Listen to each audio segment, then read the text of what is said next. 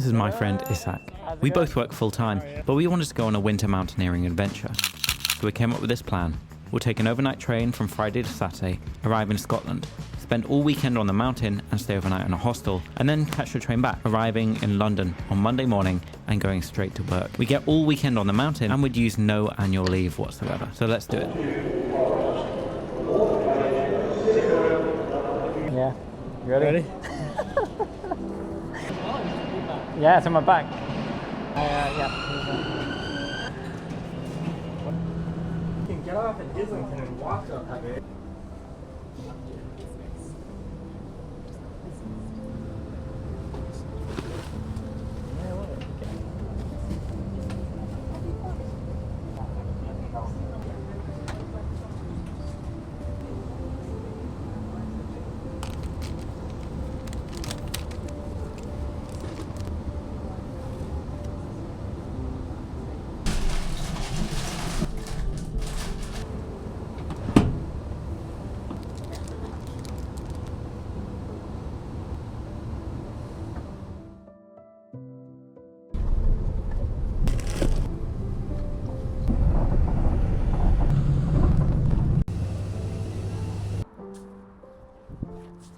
Okay, we just got to Aviemore. So when we arrived in Scotland, it was after a 12-hour train journey whereby we were sitting on, 10-inch reclining seats. However, given that, I felt pretty good. How you feeling? Yeah, I'm feeling pretty good. Definitely do not feel the way I thought I would feel if I just spent 12 hours on a train that reclines 10 degrees. Yeah. It was a lot. It was a lot. I've been talking to Ishaq on the way up because I've been checking the mountain weather forecast and there were really strong winds and quite treacherous conditions forecast for this weekend.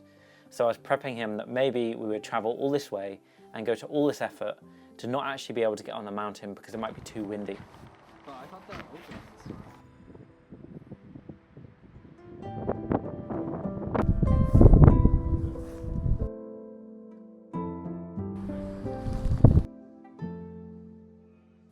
It became apparent very quickly that our instructor did not share my reservations when it came to the weather forecast and that we were definitely going to hit the mountainside. I think Gabriel might have mentioned that we thought maybe we would get up there and she would say, oh, it's too windy, we don't need to keep going. But there was nothing that was going to stop this woman. This place is huge. Really successful. It's like rummaging through my bag trying to find something. Otherwise, you win. We can't think about that. What I'll do is I'll just I'll fit a pair of crampons to my boots and then give you guys a chance to do it with yours.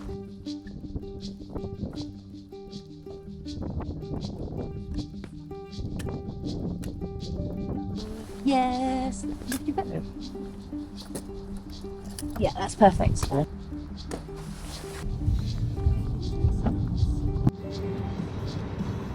It's really good camera. Rain.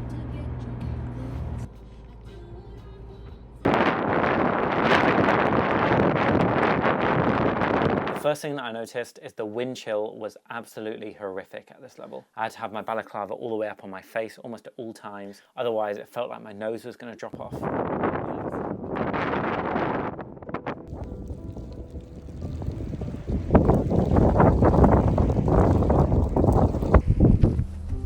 How you feeling? Here we are.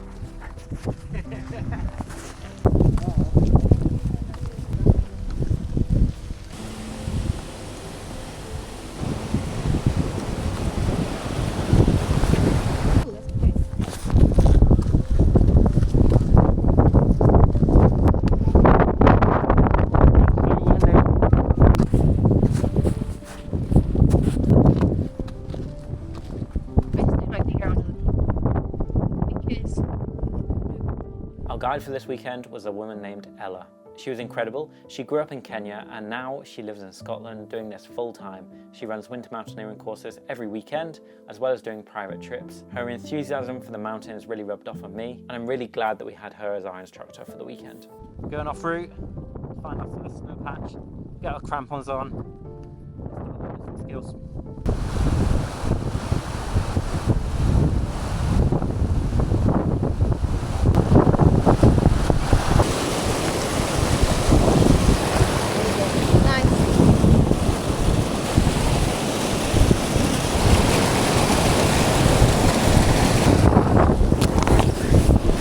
Okay, we're heading up towards the Corrie now, where there's more snow.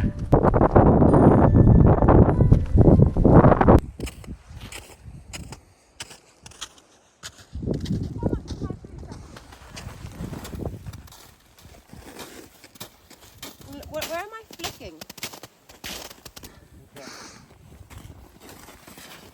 Like a bad football tackle.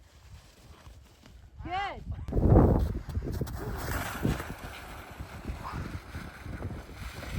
Good. Wow. That was, yeah. Happy with that. And if I swap sides, I never want it pointing downhill.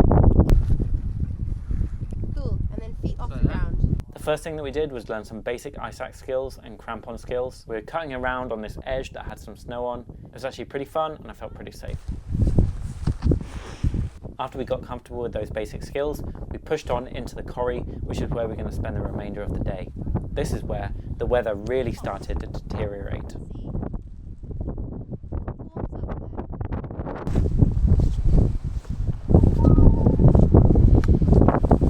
These periods of time where she would huddle us up and she'd say, guys, it's really important that we need to stick together right now. There's nothing more important than us sticking together. And I would look down and then I would look up and she would be 100 feet away.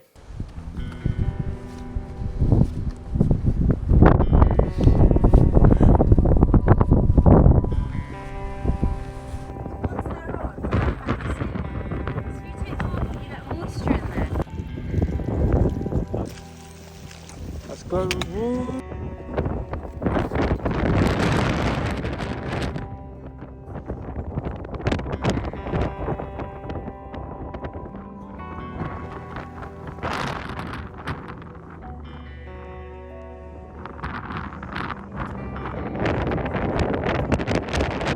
Our instructor, Ella, I actually questioned at several points whether or not she is a human being because she did not stop for lunch. She told us we can just eat when we wanted. We stopped to have a little bit of a break and some food before Ella told us that the plan for the afternoon was to get up on the ridgeline and hike our way down. This involved climbing up a pretty steep, pretty long, almost vertical ice wall.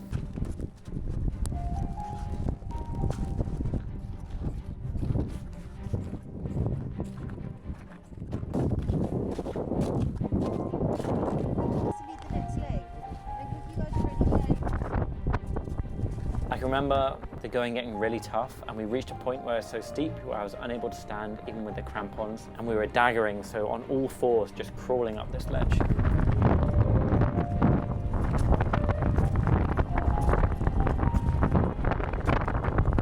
When we were at the bottom of the mountain, I had looked up and I said, okay, that seems doable. And then as we were slowly making our way up this mountain, in our crampons, in these crazy winds, I was thinking, I will make it up there, it just will take me quite a long time. And then I'm now on my hands and knees, scrambling up the mountain, and it's really hard, and I'm thinking, I'm not gonna make it up the mountain. Dagger, please. To get your... Yeah, better. You go straight up to that rock. Just go nice and easy. And just keep to one side of one direction. I think there was one point of the weekend where I felt like maybe we'd bitten off a little bit more than we could chew. We were climbing up the very last bit of the ridge and we were all hiding behind this boulder from the wind. It was really picked up and it was absolutely vicious, just whipping across, making it really difficult for us to stand up or climb any further up. I can remember Ella came over to me and she said, you're going to lead this part now, I'm going to make sure the others are okay and I'm going to go at the back. We're entering the zone of high consequence and I'm going to need you to crawl as quickly as you can, as soon as the wind drops down, to that boulder right up there. And I can remember looking up and there was a boulder I could just see it through the clouds. And she said, once you get there, dig a hole for us with your Ishaq so we can come and join you. I thought to myself, I have so many questions right now. What the hell is going on? And before I knew it, before I could say anything or ask anything, she was just screaming at me, "The wind's dropped, go, go, go, go, go." And I remember just crawling as fast as I could and just hoping that I wasn't going to get taken off the side of the mountain by the wind and make it to this boulder. Thankfully I did, and I dug a little bit of a shelter so that everyone could come and join us. I got just a second and I reached down to have a look at my DJI Action 2 to make sure I was still capturing stuff, and I can remember just touching it and the whole thing had just turned into a big ice cube. It was just encased in a block of ice and it hadn't been recording at all. So this was the very last clip here that we had from the camera before it was completely done. Once we got to the top, I managed to defrost my camera and we're good to go again. We're going to take our crampons off. What was really nice was when I was very kind of maybe about 50 feet out, the wind was so intense coming at me from the back that it actually propelled me forward, and I didn't have a choice. My legs were just naturally moving forward to get me over to the top of the mountain. That then became a bit of a hazard whereby I didn't stop blowing and I was now going over the other side of the mountain.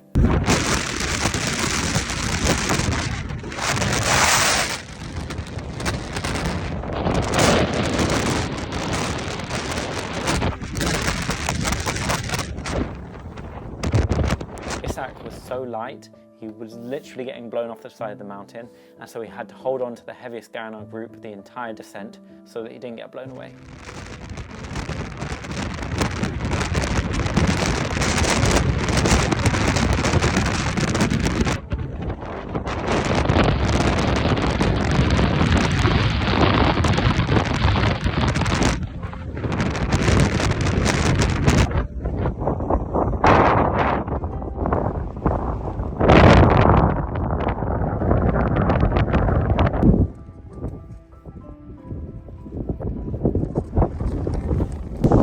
Made it. We're back. An hour and a half every day. An hour and a half, 5 days a week. The gel going? Yeah. It's our room for the night. Luxurious. Great view as well. That was a very tough day. I have this theory, which is that Ella is not human because she didn't drink any water the entire time.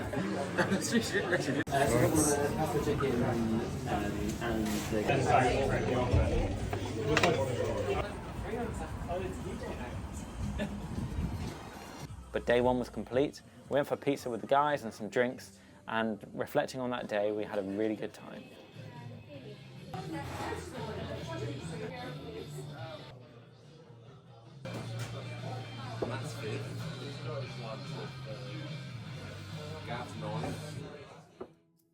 Day two.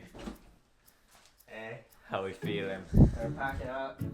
We've got to strip our own beds in this hostel. It's not luxury. Probably the most uncomfortable bed I've ever slept in. Yeah. Yeah. Right. Not that much of a upgrade from a train chair. Yeah, it was basically the seat, but in bed form. That's so true.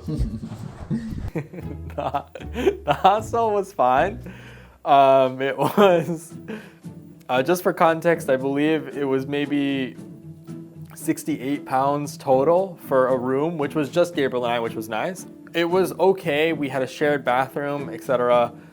But then the next day I learned that one of our friends, I guess, on the trip, he stayed in a bed and breakfast by himself with his own bathroom, including breakfast, for 50 pounds a night. And that is when I lost faith in Gabriel's Gabriel's kind of planning skills, I suppose. Hey, we're on the way over to Tiso now, second day. Not gonna lie, we checked the weather forecast yesterday and it looked like it was worse today than it was yesterday. But today we're doing a planning session, so it's up to us to choose where we're gonna go. There was a lot of snow yesterday and you can just see it like on the mountaintop now. So should be a good day.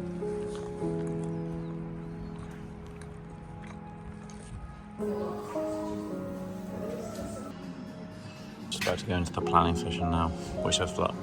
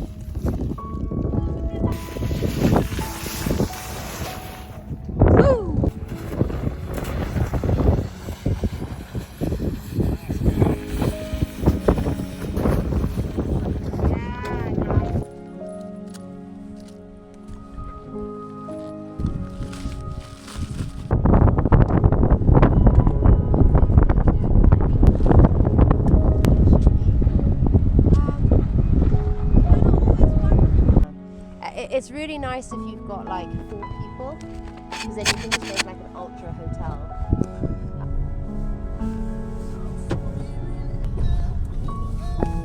This is Ishaq's favourite bit of the entire trip so far. This is what I've been most excited for. He's thought this on day one.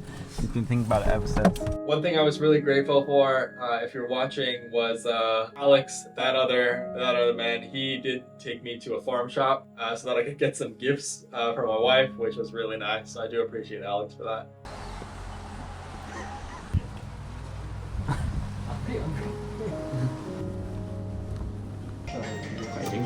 There's a pizza with haggis and black pudding on. Look at this.